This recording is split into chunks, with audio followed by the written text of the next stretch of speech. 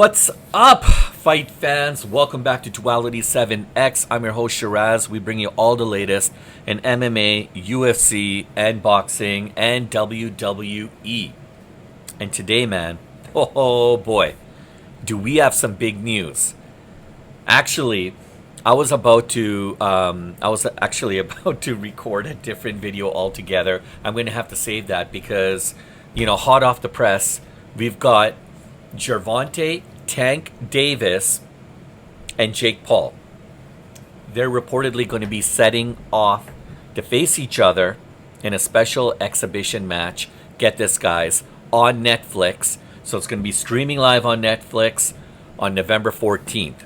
So let's break down everything you need to know about this fight, the drama behind it, and why this could be one of the biggest boxing spectacles of the year.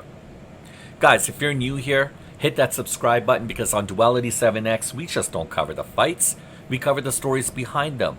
Today, we're going to be digging into Davis versus Paul, from their careers leading up to this, and what we can really expect once they step into the ring.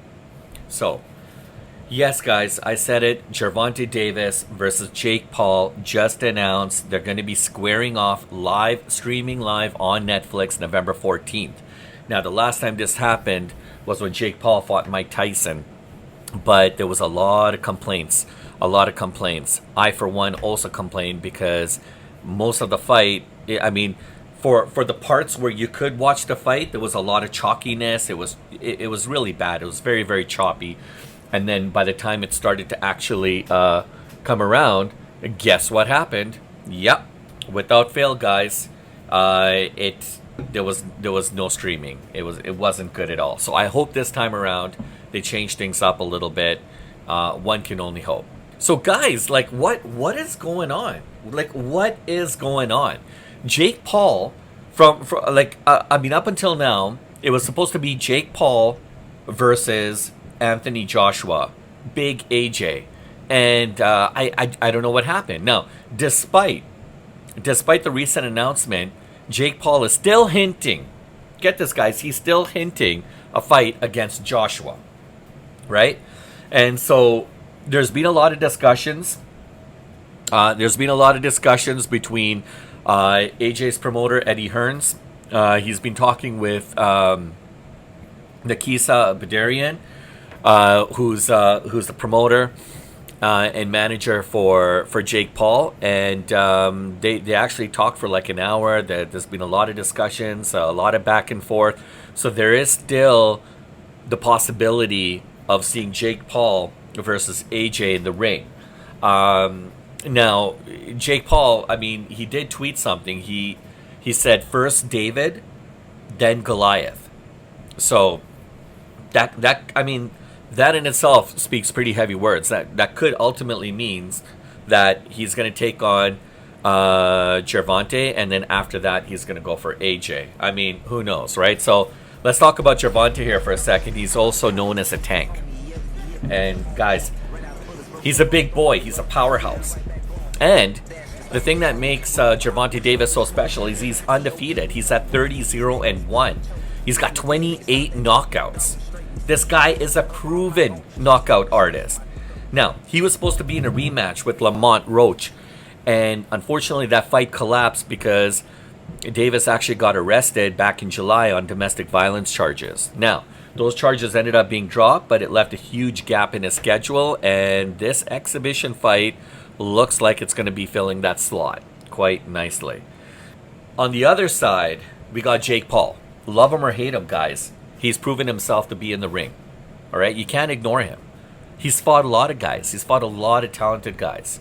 He's fought some legends in the UFC like Anderson Silva. He just fought Julio Cesar Chavez Jr.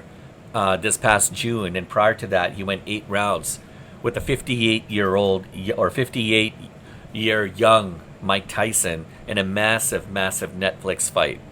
Now, Mike Tyson, there's so many storylines, coming out of that. Some people say that, we saw shades of brilliance from the old Mike Tyson, but a lot of it was just, he was gassed, he was tired, he he did not belong. I mean, you got to understand too. I think the last time Mike Tyson fought was against Roy Jones Jr., also in an exhibition match, and that I think was, how long ago was that? I mean, it's been like 5 years or something along those lines. Anyways, it was quite some time, right? And so here we go. We've got Jake Paul, who was supposed to fight AJ Anthony Joshua. Those talks seems like they fizzled out, and now he's got Davis lined up instead. And then again, there's like from what I'm hearing, Nakisa Bidarian, Jake Paul's manager, he's been having he's had conversations with Eddie Hearns, Anthony Joshua's promoter and manager, and it seems like those talks are going quite well. Now, in terms of like what the payday, what the remuneration is going to look like, I don't know. I don't have all those details just yet because things like this keep changing, right? So somebody's going to say something on social media, you're going to hear something on another news outlet. You don't know what's actually fact until the fight details, until they actually sign the dotted line and agree to a date and go from there. Right now, I think it'd be too early for him to sign anything. I think right now the focus and attention is going to be on his fight, as Jake Paul's upcoming fight on November 14th. This is a big match, guys, and so November 14th, Atlanta State Farm Arena. This is going to be the venue of the Davis versus Paul fight, and it's going to be live on Netflix. And because it's an exhibition fight, don't expect it to be scored like a professional match. And look, here's a kicker, guys, the weight difference. Davis is 135 pounds. A lot of, like, this guy's, he's such a amazing fighter. Such an amazing fighter.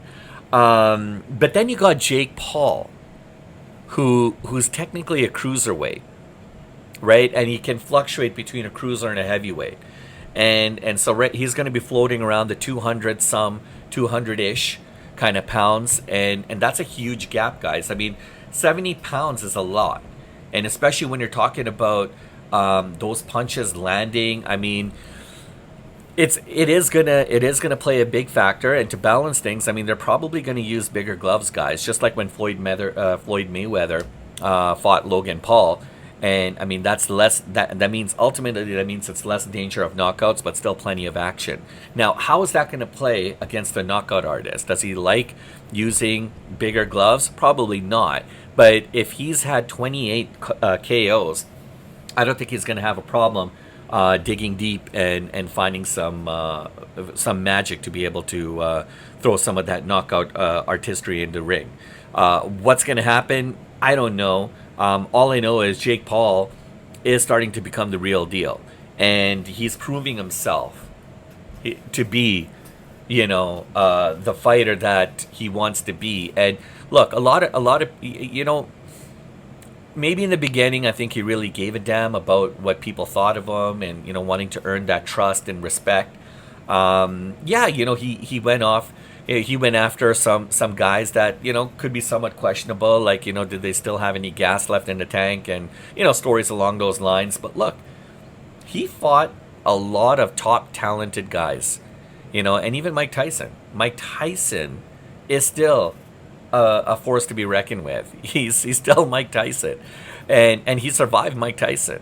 I remember that old, like, back in the day, people are like, hey, would you, if somebody paid you $1 million, would you get in the ring with Mike Tyson for a minute?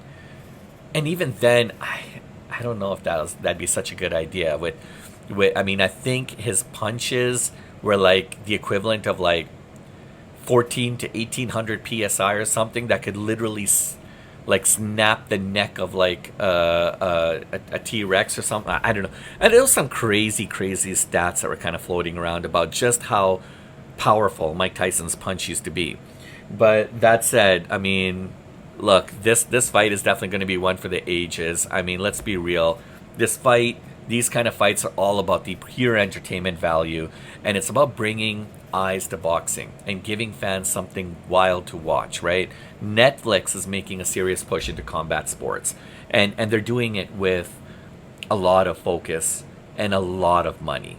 And when you got names like Davis and Paul, it's going to grab headlines. this could easily be one of the biggest boxing spectacles probably of the year, right? I mean, you just had Usyk and Dubois, battle it out in Wembley Stadium.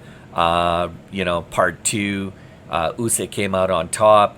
There's discussions about potentially Tyson Fury, maybe even coming back, with a rematch against Usyk.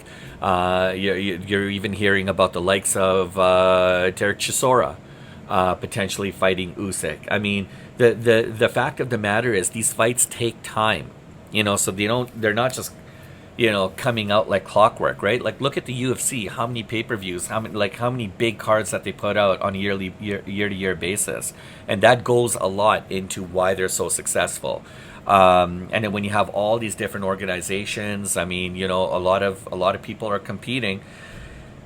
So it's going to be interesting to see, guys. I'm curious. I want to know what's going to go on. I want to know what's happening. But when I see things like this, I love it. I love it.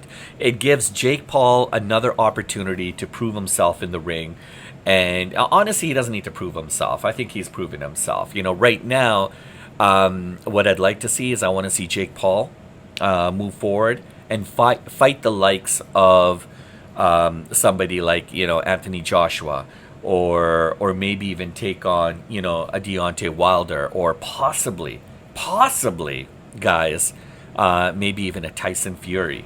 I mean, he fought Tommy Fury, and Tommy Fury ended up winning that one, but he hung in there. Right? So now I think he's a lot stronger. He's a lot smarter. He's got a great camp. He's got a great team around him. He seems very disciplined when it comes to his dieting, his weight training, his boxing, and all the things that go into being a professional boxer. This is what Jake Paul wanted more importantly than anything in his life, and he's getting it, right? And so look, Davis is explosive right off the bat. He's kind of like Money Mayweather. He's gonna come at you really quick, short punches, very quick, very fast, heavy-handed. And then Jake Paul, obviously, he's a bigger guy. He knows how to sell a fight, guys, and he's gonna be very meticulous and calculated with his punches. But when those punches land, he's gonna make it count, right? So when you match those styles and the personalities, you're gonna get a recipe for like some crazy viral moments, and that's, I think, what everybody wants, right? So here's the big question. Will fans take this fight seriously? I mean, some will say the weight gap will make it unfair. Possibly. Others will point out it's just an exhibition. So does it really matter who actually wins this fight? I mean, I think what matters the most, and I think what the boxing promotion and as a whole would like, is that there's going to be more eyeballs on the sport itself. And Netflix knows how people will tune in, and what to do to get people to tune in. Now, Prince Nassim, as a featherweight, used to actually train with heavyweight fighters in Kronk Gym, and so when you hear about Davis taking on Jake Paul and that whole weight gap, I'm pretty sure Davis fights with guys bigger than him, or he spars with guys bigger than him and trains with guys bigger than him. So I don't really think that. I mean, it is going to be a bit of a factor, but how much, I don't know. So that's going to be interesting to see. So, guys, there you have it. Gervonta Davis versus Jake Paul, November 14th on Netflix. Whether you think this is a real test or just a spectacle, one thing's for sure, one thing's for certain, it's definitely going to get people to talk. And that's what you want. And so, who do you think takes it? Is it going to be Tank Davis with his knockout power, or is it going to be Jake Paul with that size advantage? Drop your predictions in the comments, guys. I want to hear your thoughts. I want to thank you for watching Duality 7X, your go-to for all the latest in MMA, UFC, boxing, WWE. Don't forget to like, share, and subscribe so you don't miss a beat, guys. I look forward to catching you guys on the next one.